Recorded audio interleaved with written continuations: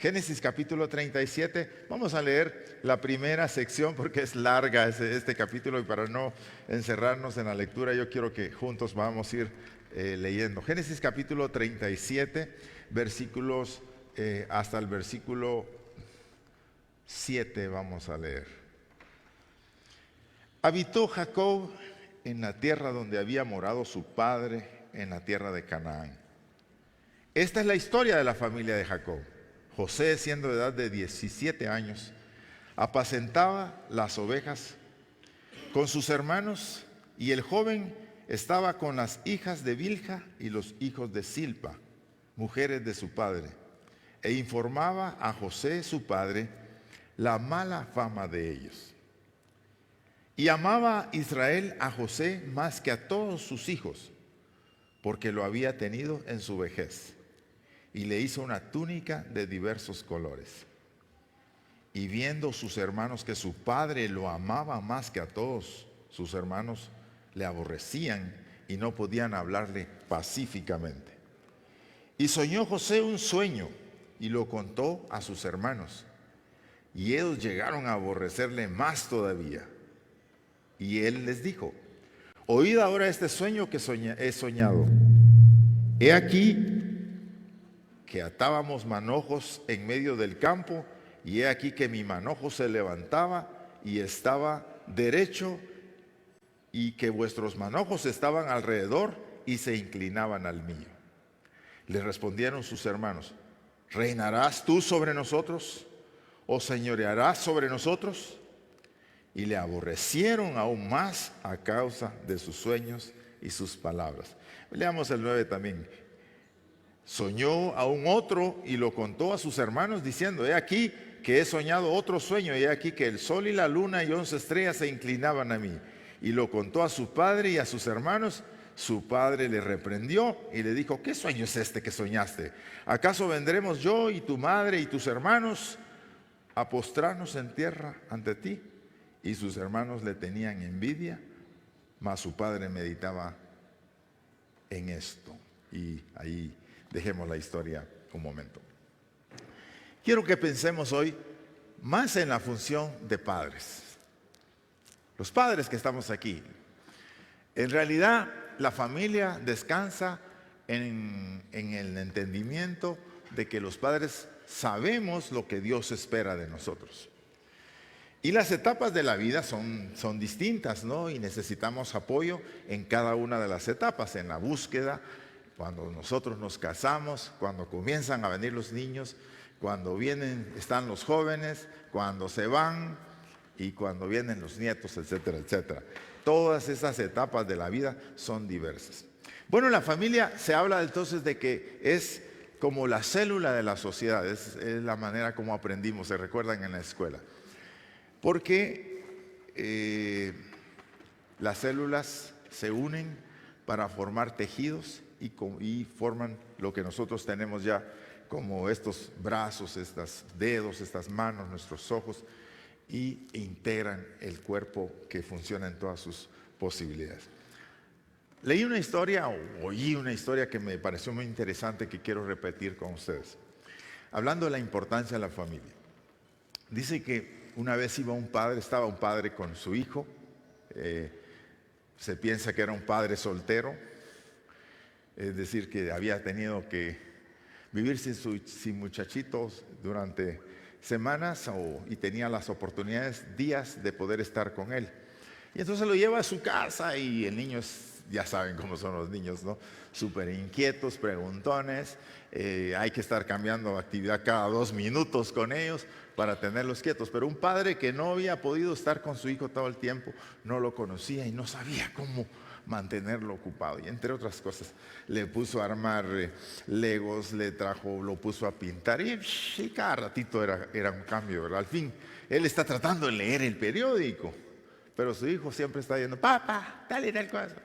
Papá, ¿por qué? Y así está la cosa. Entonces él dice que encuentra en la página del periódico, en la página central, encuentra un mundo dibujado y están ahí hablando de algo que tiene que ver con el universo. Y entonces dice que él agarra, aquí está, dice que dijo, voy a poner. y comenzó a hacer pedacitos la hoja de doble, del periódico que tenía, y la despedazó y la cortó por todo lo que pudo y le dijo: bueno, pues aquí está, ahora sí, armate este mundo, le dijo, a ver si logras componer toda esta cosa. Y entonces empezó al niño a armarlo, ¿verdad? Y pues después de un rato, ¿verdad?, que había tenido tranquilidad, pegando, había armado. Ya armé el mundo, le dijo. Chica, dijo el papá. Así como nos quedamos los papás, ¿de dónde saca tanta inteligencia este niño? Que es pilísima. Si usted viera cómo agarra el teléfono, hermano, dice. Y que el control de la televisión lo maneja, cambia canales, busca Netflix, esa es la inteligencia. Entonces él se queda asustado de la capacidad que tiene el niño. ¿Cómo hiciste?, le dijo, para armar el mundo tan rápido con ese montón de piezas. Le dijo: bien fácil, papá, le dijo. Solo armé la familia, porque dice que atrás de la página había una familia. Solo armé la familia y el mundo se compuso solo. Bueno, esto parece, hermanos, una cosa chistosa, pero en realidad es una verdad profunda que no debemos olvidar. La crisis que tiene la sociedad ahora es crisis de familia. Es un abandono de los padres, es padres ausentes o padres que están en casa pero que no están entendidos de lo que significa su papel de padres. Y entonces esto es fundamental. La familia siempre va a ser uno de los andamios sobre los que descansa la sociedad, descansa el desarrollo, descansa la inteligencia, descansa todo lo que podemos ver en el mundo. Sin la familia no es posible. No hay un momento, hermanos, en la historia que nosotros podamos localizar en la historia de la sociedad en que no haya habido familia, no haya habido un padre y una madre en los hijos. En todo, desde que comenzó la sociedad, la familia ha sido. Y cuando la familia se ha desintegrado, lo que provoca es un caos alrededor de nosotros. Toda nuestra red de relaciones se pervierte y comienza entonces la crisis que comienza a afectar la sociedad. Bueno, aquí tenemos una familia. Me encanta la Escritura. ¿Y por qué es importante que usted lea la Escritura? Porque la Biblia no es un libro cosmético. No es un libro que escribe una biografía de personas y pone todos los elementos buenos y trata de disfrazar aquellos errores que cometieron las personas. La Biblia, cuando nos presenta a nosotros las historias de los personajes, nos presenta las historias a colores, hermanos, en todas sus facetas. Nos presenta a un Jacob que es capaz de sacrificarse por el Señor, pero a un Jacob que tuvo crisis familiares, tuvo que aprender de las experiencias dolorosas que tuvo con sus hijos por sus malas decisiones, y nos presenta a nosotros toda esa historia para que nosotros podamos leer dentro de ella nuestra vida y decir: bueno, aquí hay algo que yo tengo que aprender. Al leer la Biblia, usted se va a encontrar con las cosas buenas que hicieron las personas, pero cuando actuaron mal, está ahí escrito. Porque estas cosas se escribieron para enseñarnos a nosotros, dice la Biblia, que estamos en esta vida. Bueno, pensemos un poquito, analicemos a esta familia. Si usted tiene celular, tiene la Biblia abierta, puede leer conmigo. Bueno, ¿cómo era esta familia? Bueno, dice que esta familia, la familia de Jacob, habitó en la misma tierra en donde habitó su padre, Canaán. O sea, recuerden, Dios había hablado a Abraham: esta es la tierra que te daré. Él les comunicó eso a sus hijos, a Isaac a Jacob, y ahí está, y ahí lo encontramos. Y nos comienza a dar algunas características de esta familia. José, el último de los hijos, el penúltimo, porque el último es Benjamín, tenía 17 años, un soñador. 17 años, hermanos, la vida, la vida de los 17. Y cuando vemos eso, ¿cómo es? Bueno, hermanos, son lindos, son soñadores, son ingenuos y tienen todo el mundo por delante, quieren hacer, y tenemos que ayudarles a construir. Y él trabajaba con sus hermanos porque tenía hermanos mayores. Los hijos de Bilha, sierva de Raquel, era la concubina que le habían puesto, con la que Raquel le había dicho a Jacob que quería emparentar hijos, y ella era madre de Dan y de Neptalí. Los hijos de Silpa, sierva de Lea, porque ya Lea, viéndose en la misma situación, compitió con su hermana y le puso a la trabajadora para que pudiera concebir hijos. Todo era parte de una convención social permitida en aquel tiempo de la poligamia. No quiere decir que esto sea bueno, pero la Biblia lo escribe tal y como ocurrió. No vamos a defender a Jacob en estas circunstancias, porque vamos a ver lo que pasa alrededor de él. Gad y Aser, y dice que ellos eran muchachos que para la perspectiva de José se portaban mal. José se comportaba bien y le llevaban noticias al papá. Por eso digo, los jóvenes son ingenuos y a veces, hermanos, cometen errores y los papás los estimulamos en sus errores. Pero note la otra cosa que encontramos aquí. Dice, amaba Israel a José más que a todos sus hijos. O sea, él sí amaba a todos sus hijos, pero José tenía una preferencia en el corazón de esta familia. Entonces, no que no amaba a sus otros hijos, sí los amaba, pero amaba más a José. Bueno, así que sí, esto es importante, porque los errores que se mencionan aquí que cometió Jacob, no era porque no amaba a sus hijos. Los amaba, pero es que a veces pensamos que amar a nuestros hijos es permitirles todo en la vida, hacer que ellos decidan por sus vidas, que ellos decidan lo que quieren. Dice. Bueno, esta es una perspectiva de cómo amar a sus hijos.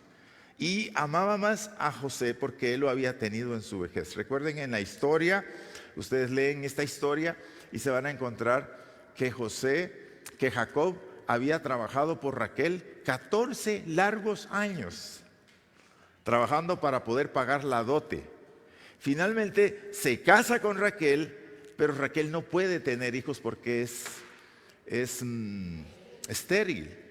Y entonces comienzan todas esas tramas y acostate con mi trabajadora para que el hijo que me dé ella sea mi hijo y se críe en mis rodillas y lleve mi nombre, porque yo quiero chinear, bebé. Total, pero finalmente nace José.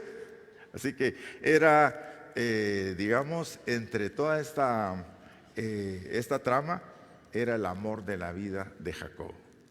Y de ahí había nacido José.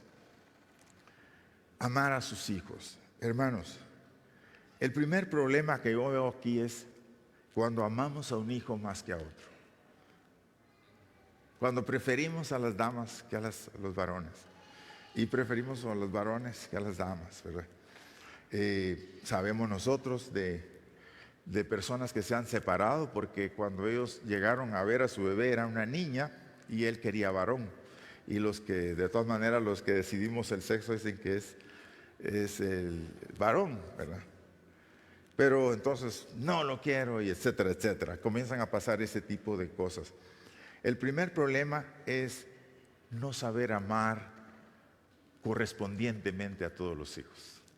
Esa es una cosa que hay que aprenderla. ¿Por qué? Porque son nuestros hijos. Tenemos que valorarlos, tenemos que apoyarlos. Fue el amor el que provocó el dolor. Es la otra de las contradicciones de esta familia. Amaba a sus hijos, pero el amor, en la manera como lo expresó, provocó dolor y tragedia. Entonces, ¿cómo amar? Dice, pero si amar es malo. Mire usted, yo miro que las personas que se comportan bien sufren más, dice la gente. Y entonces las personas dicen, no, al final es mejor portarse mal. Se encuentra uno con ese tipo de cuestionamientos. Bueno, ¿cómo es que el amor provocó la tragedia? Precisamente porque el amor no estaba direccionado, no estaba bien dado y no estaba guiado por una actitud correcta que se requería. viendo sus hermanos que su padre lo amaba más que a todos sus hermanos. Ellos no sentían que su papá no les amaba nada. Ellos decían, mi papá nos ama, pero ama a José. Entonces ellos lo amaban más. Jacob reprodujo, fíjense hermanos, el modelo que él había heredado de Isaac y Rebeca. ¿Se recuerdan que Isaac y Rebeca en los capítulos anteriores, Jacob era el preferido de Rebeca y Esaú era el preferido de Isaac? Y creció en una rivalidad. Aún en el nacimiento dice que Esaú venía primero y de repente sacó la mano y entonces Esaú sacó la mano, dice, primero y le pusieron un cordón y la metió y finalmente pues había una rivalidad ahí, dice, diciendo que el mayor servirá al menor. Bueno, ¿por qué se producen estos conflictos cuando nosotros no estamos bien orientados? Y aquí es donde los padres necesitamos orientación. Necesitamos aprender cómo amar, aprender cómo disciplinar, aprender cómo guiar, cómo presionar a nuestros hijos y cómo ayudarles a resolver sus problemas. Así que Jacob y Esaú crecieron compitiendo por el amor de sus padres. Jacob nunca dice que su papá no lo amaba, pero él dice que él siempre estaba con su mamá. Y Esaú no dice que Rebeca no lo amaba, pero Esaú siempre quiere estar con su papá. Y crece en un hogar tan disfuncional porque Jacob se considera como el que siempre tiene que estar haciendo algo para ganar el favor de sus papás, porque él no se siente amado. Así que él quiere la bendición, pero no sabe cómo tener la bendición de su papá, así que decide robársela a su hermano. Y Esaú crece con otro conflicto. El otro conflicto de Esaú es que él piensa que todo el mundo le debe a él pleitesía, que toda la familia debe estar a su servicio. Y así pasa en la vida hasta que hay un rompimiento. Y entonces Esaú dice, juro que al morir mi padre te mataré. Sale Jacob huyendo y se va. Jacob es el hombre que en vez de confrontar las cosas, sale huyendo. Y es que hay veces que hay que huir, hermanos. Como dice el dicho, es mejor que digan aquí corrió que aquí quedó, dice la escritura, ¿verdad? Dice la escritura, el dicho popular, ¿verdad? Pues sí, hermanos, hay momentos cuando es más sabio abandonar. Pero hay momentos, hermanos, cuando hay que confrontar, hay que enfrentar. Bueno, fue el amor lo que provocó eso. Pero aquí vemos lo que pasó es el modelo que estaban heredando. Y yo quiero decir una cosa que ya he dicho aquí en la iglesia. Uno no puede hacer nada como la manera como lo entrenaron. Ustedes vienen de familias diversas, hermanos. Sé que conozco la historia de algunos de ustedes y sé que algunos vienen de familias donde lucharon por la separación de sus padres, por el alcoholismo, por la drogadicción, por la irresponsabilidad de sus papás. Así que uno, hermanos, recibió y fue creado en ese ambiente, ¿verdad? Yo no puedo hacer nada con eso, hermanos. ¿Por qué? No se puede cambiar esas circunstancias. Lo que yo sí puedo hacer y debo hacer es decidir qué voy a hacer con esa formación. ¿Cómo voy a dirigir mi vida de aquí para acá? Y esa sí es decisión que nos corresponde a nosotros y les corresponde a los hijos. No seguir reproduciendo los errores de sus papás. Jacob no supo cómo defenderse de todo ese andamio que sus papás le habían puesto y comenzó a reproducir el modelo. Ese modelo donde amaba más a uno que al otro. Dice la palabra del Señor, el que ama a su hijo desde temprano lo corrige. Corrige a tu hijo y será sabio, mas no se apresure tu alma a destruirlo. Así que es importante amar con el modelo adecuado. Y aquí es donde nosotros hablamos de el pensamiento judeo-cristiano.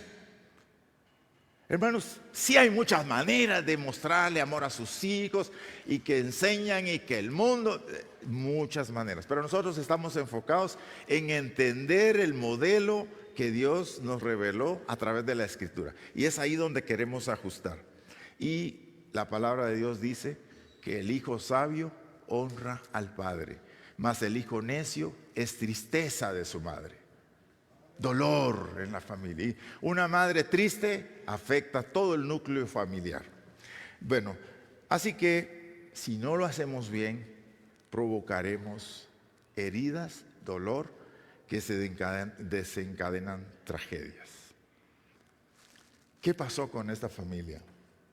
Bueno, entonces ocurre que esta familia era una familia donde había amor, donde habían hijos, donde habían padres, pero que no supieron dirigir el hogar y amarlos como tenían que ser amados. La segunda cosa es que los hijos siguen creciendo, hermanos. Sea como sea que uno los trate, sea como sea que funcionen los padres, los hijos siguen creciendo, ¿verdad? Él sigue creciendo y José nos está introduciendo a la historia de José. José se sentía amado por su padre. Él no miraba lo que provocaba que su papá lo había escogido a él para amarlo y lo había distinguido con una túnica de colores. Bueno, una túnica, hermanos, era una gran bata, ¿verdad?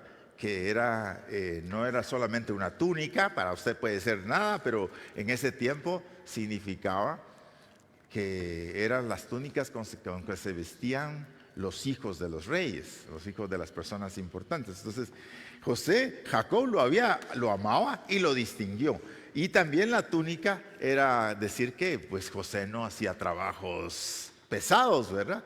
Porque no se podía trabajar con una túnica que le llevaba a uno hasta los tobillos. Entonces, la gente que trabajaba generalmente sí vestía túnicas, pero se ponía un cinturón aquí para subirse un poco y darle amplitud en el trabajo. Bueno, José sigue creciendo, se sentía amado por su padre, no se da cuenta del odio que sus hermanos le tienen y estimulado por el amor de sus padres, seguía siendo un soñador. Soñó un sueño y lo contó a sus hermanos. ¿Y qué generó? A mí es que miren, pues, esta historia es una historia que tiene valores profundos, pero también presenta la ingenuidad de la juventud y de la niñez, ¿verdad? ¿Cómo José no se dio cuenta de que sus hermanos no lo querían? No sé. Es que a veces, hermanos, no pasa. Entre hermanos a veces no nos damos cuenta en esa situación.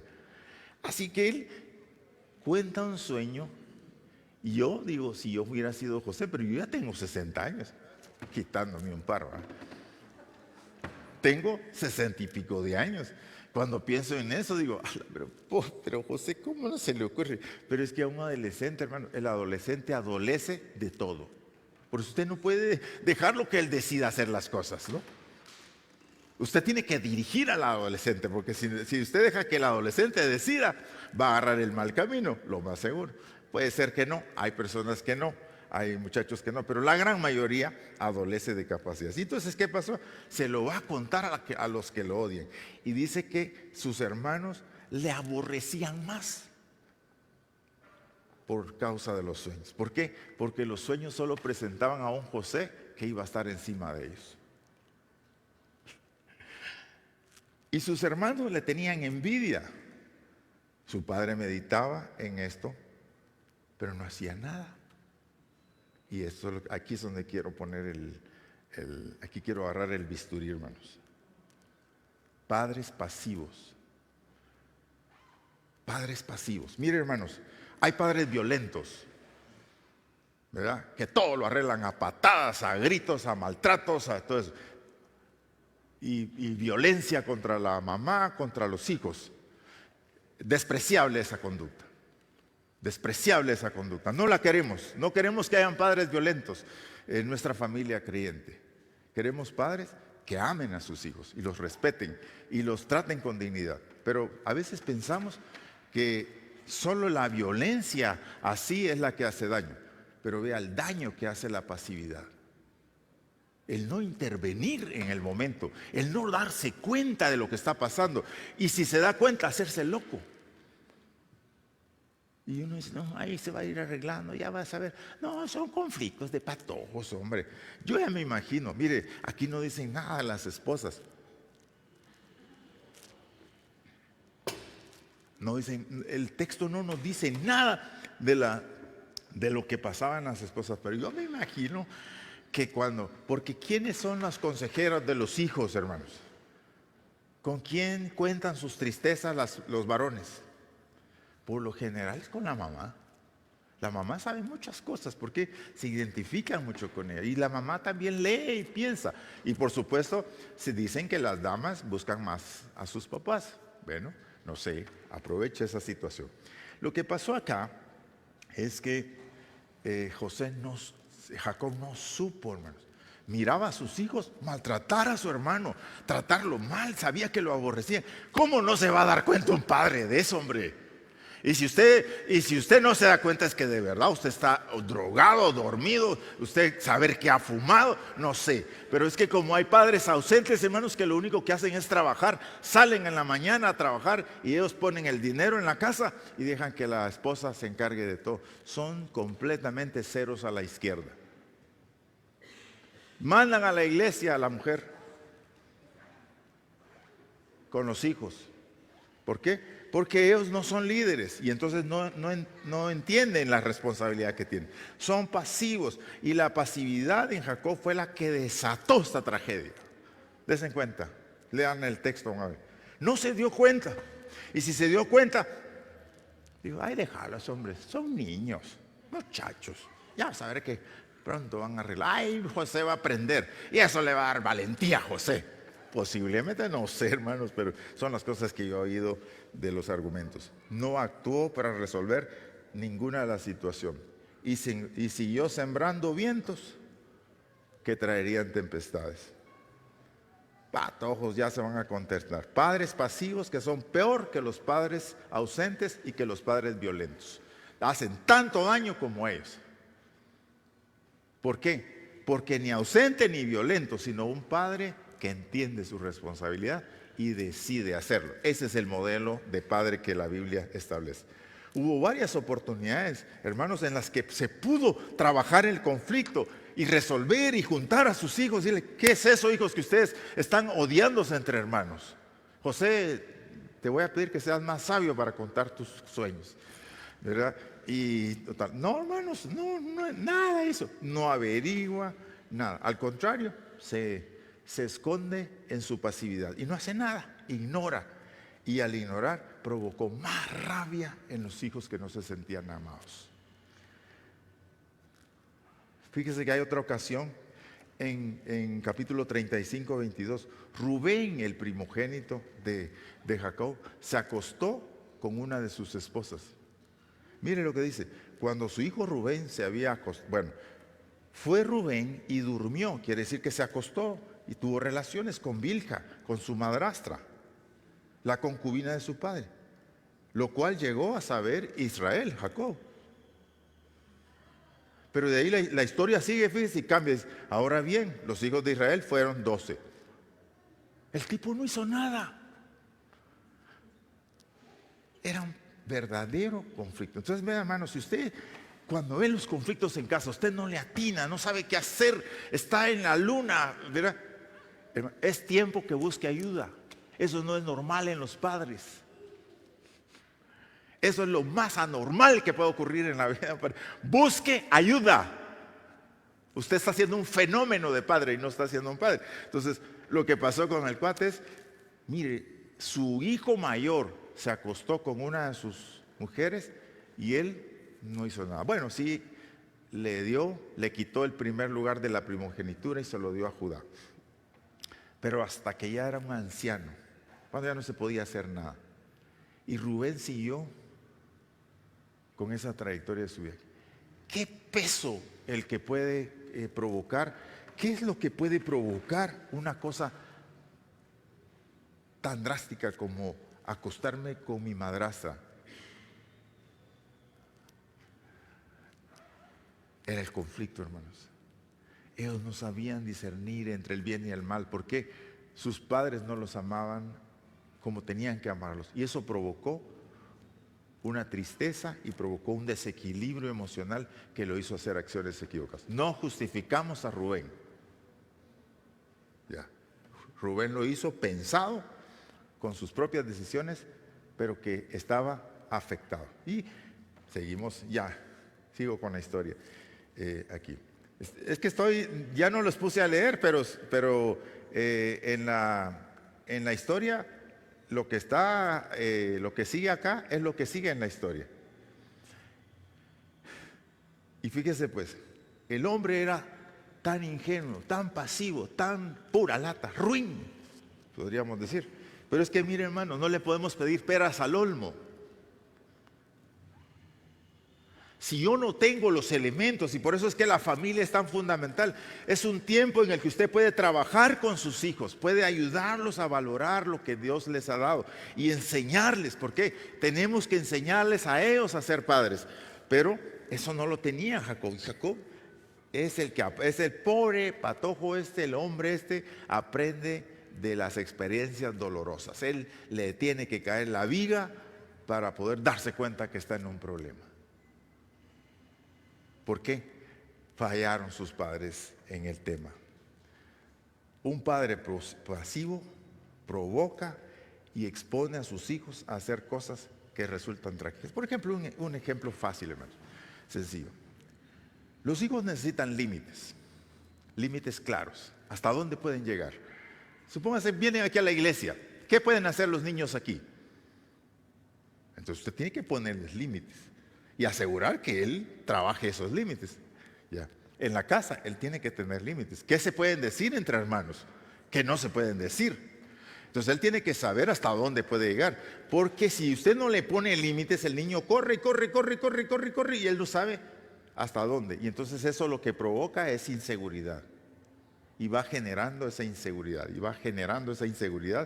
Que lo va a llevar a él a no tener límites. ¿Y qué pasó acá? Se van sus hijos a trabajar. Dice que fue a Siquén.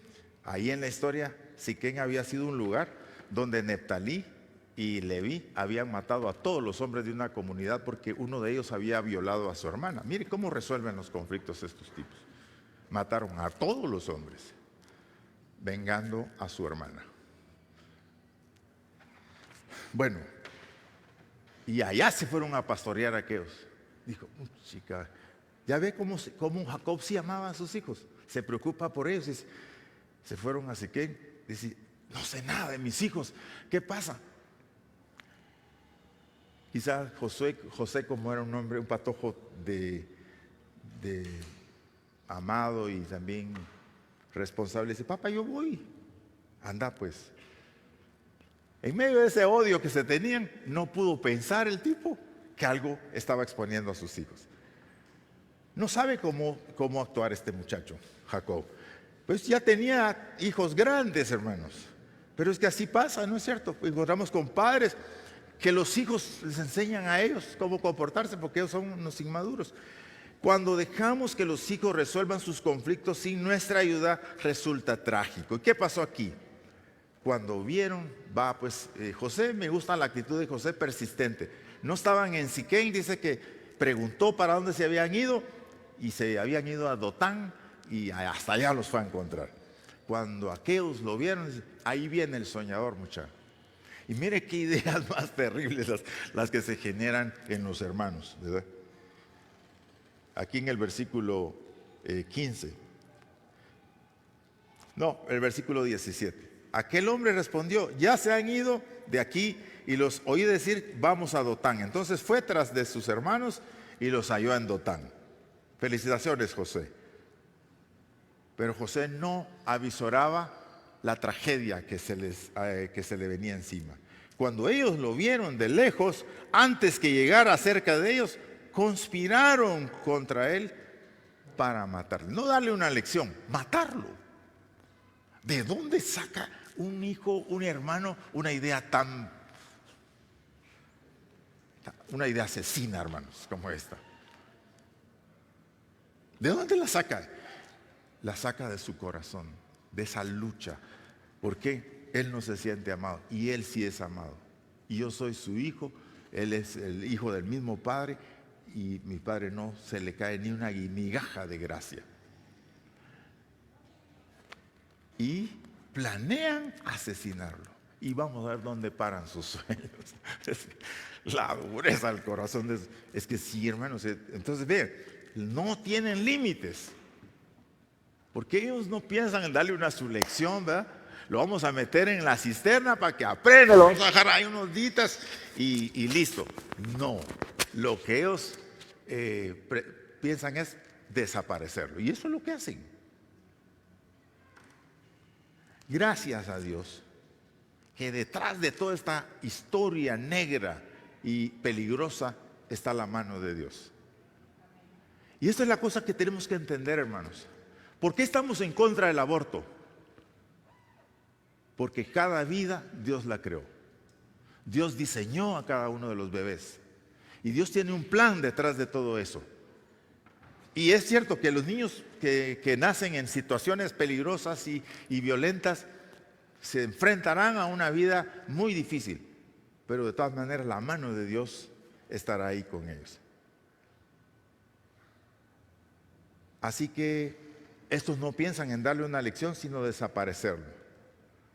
Dice la palabra de Dios, el pecado es algo que nosotros planeamos, construimos como resultado de nuestra maquinación. Santiago 1, 14 y 15 dice, cuando alguno es tentado, no diga que es tentado de parte de Dios, porque Dios no puede ser tentado ni Él tienta a nadie, sino que cada uno es tentado cuando de su propia concupiscencia es atraído y seducido. Entonces la concupiscencia, después que ha concebido, da a luz el pecado y el pecado la muerte. Siendo consumado, da a luz la muerte. El pecado es una idea que se va formando en el corazón, en la mente, y va uno dándole forma y dándole forma. Esta no es la primera vez que ellos piensan en matar a su hermano. Lo habían estudiado bien, pero no se les había presentado la oportunidad. Y ahora que llega José solito, su papá se los manda, digamos, en bandeja de plata. Lo que dicen es, ahora es el día que lo desaparecieron. Y entonces cuando sus hermanos lo ven venir, conspiraron contra él para matarle. Ahora pues, venid y matémosle y echémosle en una cisterna y diremos, alguna mala bestia lo devoró y veremos qué será de sus sueños. Miren, todo un plan. Cuando Rubén oyó esto, el primogénito, lo libró de sus hermanos y dijo, no lo matemos, no hay necesidad de matarlos. Él les dijo, no derraméis sangre, echadlo en esta cisterna que está en el desierto y no pongáis mano en él para librarlo así de sus hermanos, para hacerle volver a su padre. Y sucedió que mientras Rubén se había ido a dar una vueltecita, apareció una caravana compradora de esclavos y sin ninguna misericordia, hermanos, deciden no matarlo y venderlo como esclavo. Era como salir de las brasas, como de las llamas para caer en las brasas, horrible, porque vivir como esclavo, sin esperanza, sin ninguna oportunidad de volver a la vida. Vendámoslo como esclavo, mejor que muera lentamente, ¿verdad? Y no en un ambiente que a nosotros le volemos la cabeza, mejor que sufra, para que... ¿Se dan cuenta? Esa era la situación. ¿Qué pasa con eso? ¿Qué hacemos los padres entonces, hermanos? La Biblia dice, hijos, obedeced a vuestros padres, y vosotros padres no provoquéis a ir a vuestros hijos, sino criarlos en disciplina y en amonestación del Señor. ¿Qué pasa cuando los papás no intervienen? Dejan que los hijos resuelvan sus conflictos y generalmente los van a resolver mal. Por lo general, lo resuelven de la patada, hermanos. El hijo menor, aquel que tenía un conflicto de identidad, decide pedirle al papá la herencia, irse y se lo gastó todo. Finalmente regresó, pero su hermano mayor estaba bravo con él. Pero vea usted el contraste del padre del hijo pródigo y el de Jacob. El padre dice que cuando vio a su hermano, oyó la fiesta del hermano,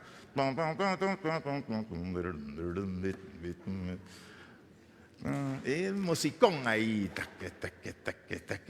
¿y eso qué es? Dijo, bueno, tu hermano regresó, dijo, y tu papá es una fiesta y vieras.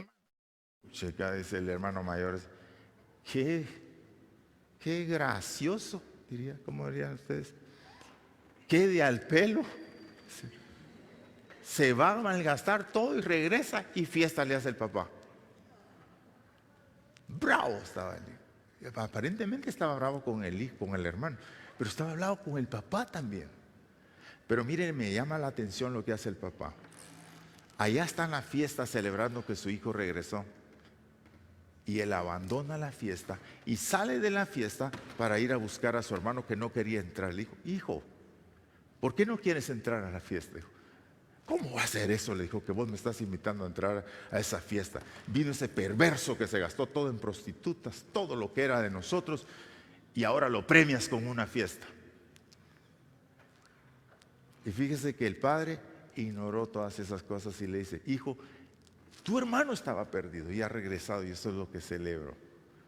Y yo quiero que entres a la fiesta. Pero el papá fue y le habló. Bueno, no dice qué pasó en esa historia, porque el hijo pródigo nos deja en esa. ¿Qué pasaría con el hijo pródigo? ¿Se mantendría en la casa? Pues yo creo que sí. ¿Entraría el hermano mayor? Yo creo que sí entró. Venció el enojo que le provocaba. Fíjese usted que lo venden, porque dice que el hermano les gritaba. Fíjese que en 42, ellos mismos dicen, cuando se encuentran con José, y decían el uno al otro, verdaderamente hemos pecado contra nuestro hermano, pues vimos la angustia de su alma cuando nos rogaba y no le escuchamos. Por eso ha venido sobre nosotros esta angustia. Cuando están siendo confrontados y amenazados por José. ¿Se recuerdan? Yo creo que José se puso a gritarles, a llorar, a suplicarles. Pero ellos estaban endurecidos. Agradecer que no te matamos. Y después de que, fíjese que un corazón herido, hermanos, el dolor de un hijo es terrible. Dice que cuando lo venden y se despiden de él y lo mandan, ¿verdad? Se sientan a comer. Y de ahí comiendo, muchachos, ¿qué vamos a hacer para contarle a mi papá? Matemos un corderito, metamos la túnica, hagámosla, rasguémosla y se la llevan. Y se la llevan a su papá. Son unos desgraciados esos hermanos, es la palabra. ¿Ustedes conocen hermanos así? No tienen, hermanos, ningún escrúpulo. ¿Lo conocen? No. Yo he visto padres así. ¿Verdad? He visto hijos hacer eso.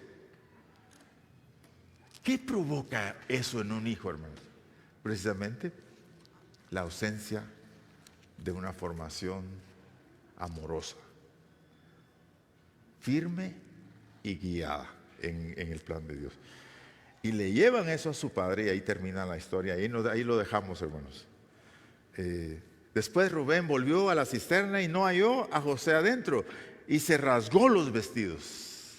Y volvió a sus hermanos y dijo, el joven no aparece, y yo, ¿a dónde iré? Entonces tomaron ellos la túnica de José, degollaron un cabrito de las cabras y tiñeron la túnica con la sangre. Y enviaron la túnica de colores y la trajeron a su padre y dijeron, esto hemos hallado, reconoce ahora si esta es la túnica de tu hijo o no.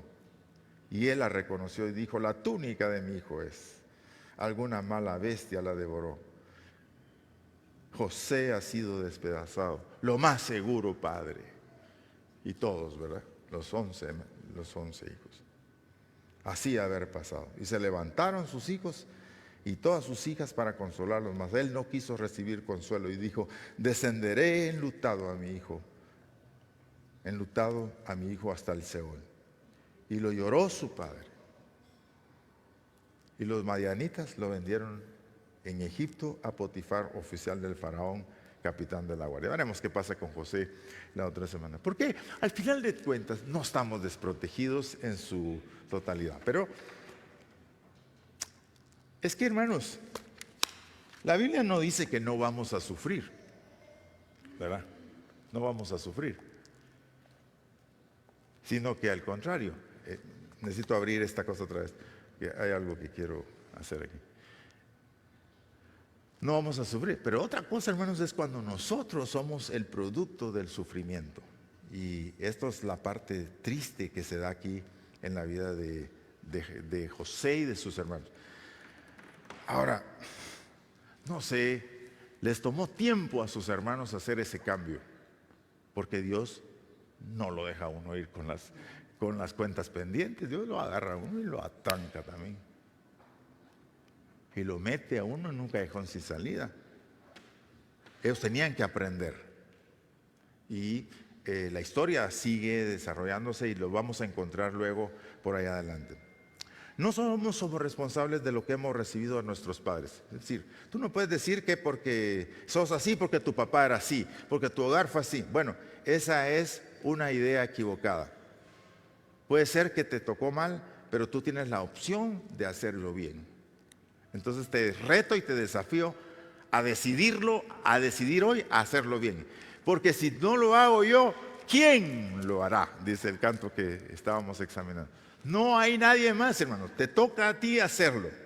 Solo podemos decidir qué haremos con lo recibido. Nuestros hijos tendrán que tomar esa decisión.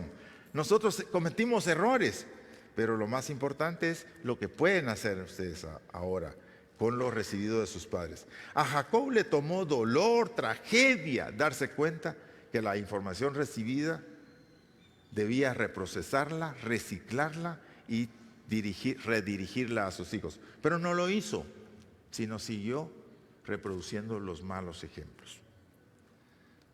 Toda la familia sufrió las consecuencias. Y la historia nos va a contar cómo José sobresale y salva a sus hermanos, pero no nos cuenta todas las dificultades que pasó José ahí. ¿Por qué? Porque con Dios la vida se reendereza, ¿verdad? Y se reconstruye.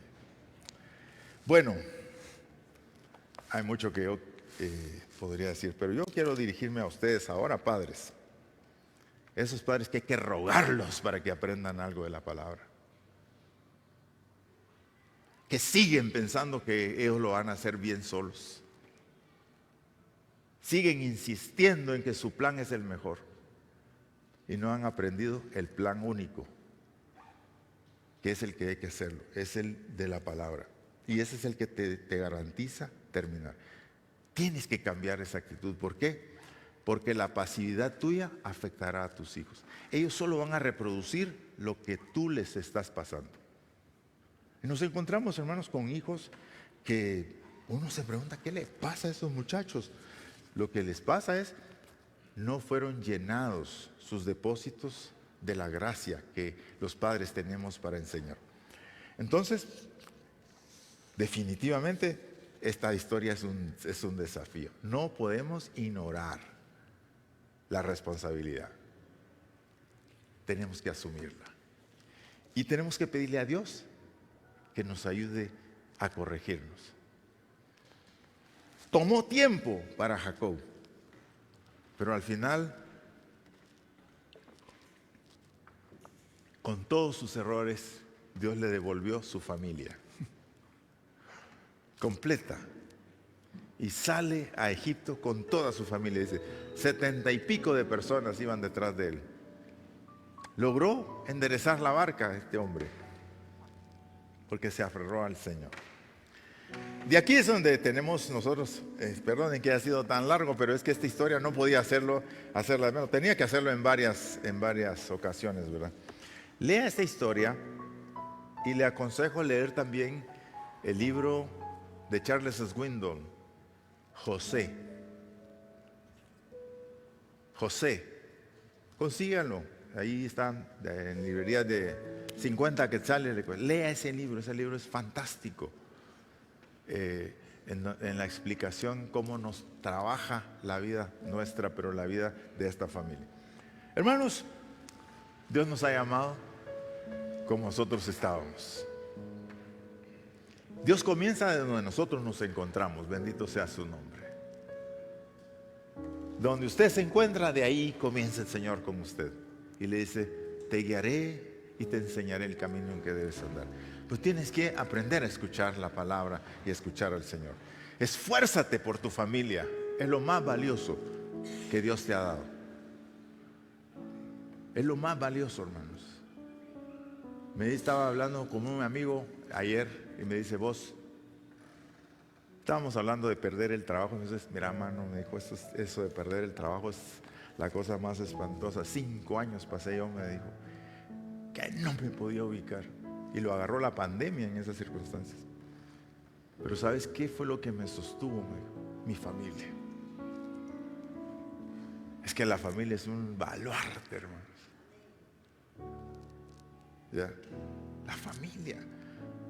Y por eso es que tenemos que esforzarnos porque esta iglesia tenga familias fuertes, familias restauradas, muchachos que hagan decisiones buenas.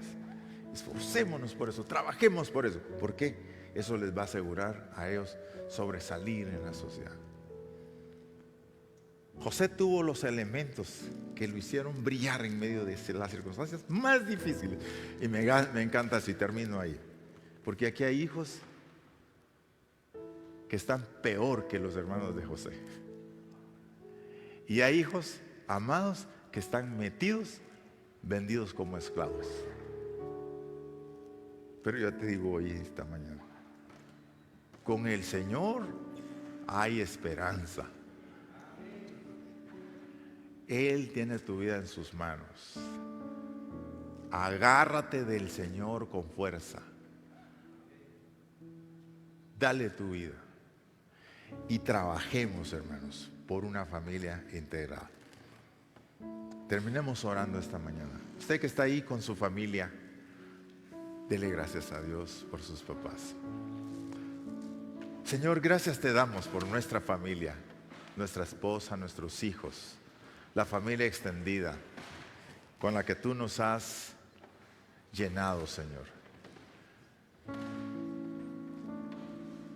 Venimos ante ti, papaito, porque no podemos decir no nos hemos equivocado. Hemos hecho errores y a pesar de eso, nuestra familia está integrada, Señor, y está caminando. Pero aquí, Señor, ha habido también fallas tremendas de parte de algunos de nosotros. Hemos ignorado lo que nos dices y nos metimos a nuestros hijos en una caminata que les ha traído dolor. Pero nosotros necesitamos y vemos que en ti hay esperanza, Señor. Tu palabra nos cuenta esta historia no para hacernos ver tan malo que era Jacob, sino cómo Dios enderezó esta familia y la reconstruyó. Y así queremos ver la prédica de esta mañana. La esperanza, Señor, nos dirige para actuar. Quiero orar, Señor, por los hijos que sienten que han fallado aquí, Señor, que no han hecho lo correcto, que no han amado a sus hermanos apropiadamente, que no han recibido el amor de sus padres y que no han sabido recibir también el amor de sus hermanos y que ha provocado confusión. Oro para que en el nombre de Jesús su mente se aclare, Señor. Les sanes del dolor y de la tristeza, del abandono que sienten. Sabemos que aquí hay padres, hay hijos, Señor, que han sufrido los vejámenes de sus padres, pero están aquí, Señor, contigo. Y estar contigo siempre es el paso firme hacia adelante. Oramos aquí por los padres que estamos esta mañana, Señor. En realidad necesitamos tu ayuda. Ayúdanos, Señor. Ayúdanos a ser el ejemplo de nuestros hijos de amor, pero amor firme. Que podamos tender las direcciones claras para ellos.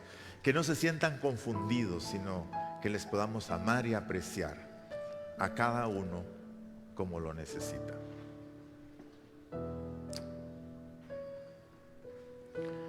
Hable al Señor por su familia. Si usted quiere darle gracias, dele gracias. Si usted quiere pedirle esta mañana, me asusta, me aflige esto, Señor, dígaselo al Señor. Oye, Señor, nuestro clamor. Queremos pedirte la sabiduría, Señor. Oramos por los hijos pródigos que necesitan regresar a su casa, Señor, esta mañana. Oramos por ellos. Tráelos, Señor, abrázalos, tráelos donde quiera que se encuentren. Hazlos que puedan dar el salto, Señor, de regreso a sus casas. y se muevan en la dirección tuya, Padre. Te lo pedimos, Señor. Bendice esta congregación, sus familias, y bendice nuestra comunidad, Señor, con sus familias. Ahí hay desastre también. Oramos para que la gracia tuya pueda mostrarse ahí. Por Jesús nuestro Señor y nuestro Salvador. Amén.